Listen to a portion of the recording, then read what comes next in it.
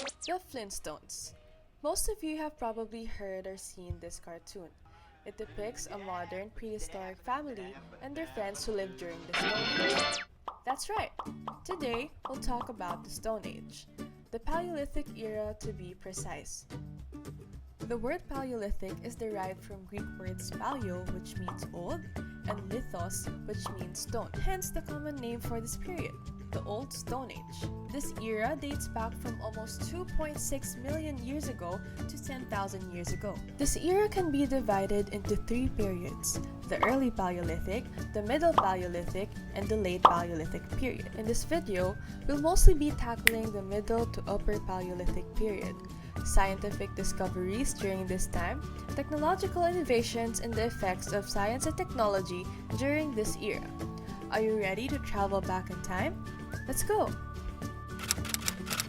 The most notable discoveries of this era are the stone tools they used. The people from the early Paleolithic era just used simple clunky stone tools. However, hominins, which is what you call people living during the Middle and Late Paleolithic era, discovered that tools can be better, especially for hunting.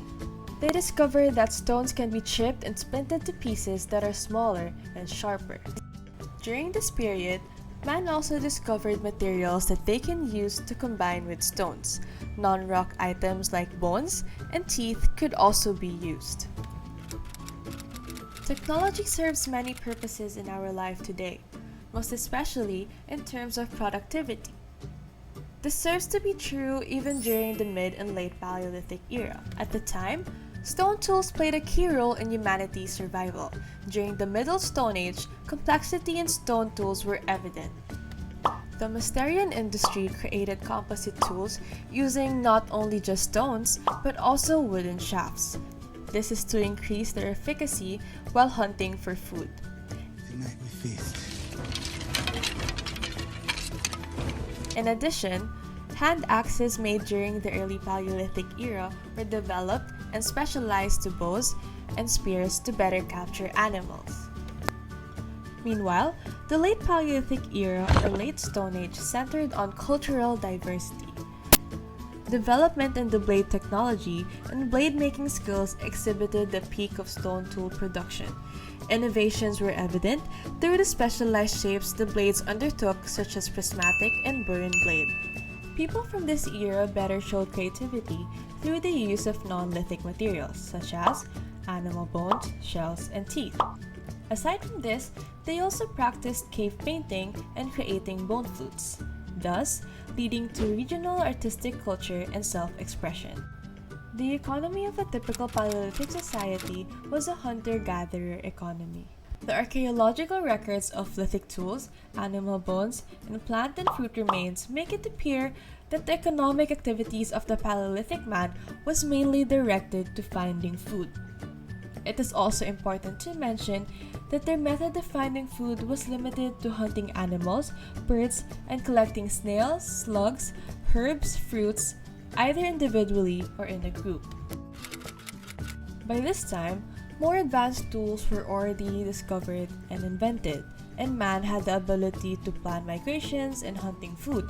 That's why the Middle and Paleolithic societies became more efficient in acquiring their food. Thus, they needed less time and less effort to do this. That's why they had more time for social activities. During this period was the emergence of more artwork, like cave paintings and pottery, as well as religious ceremonies like burials and shaman activities. However, the inhabitants of the Middle and Upper Paleolithic periods lacked organized governments, and therefore, there was a significant scarcity of political events that happened during this time period.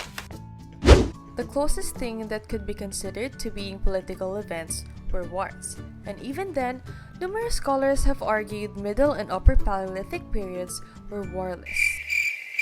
People were mostly nomadic until sedentism began during the end of the Paleolithic. Trade of raw materials also began in this period.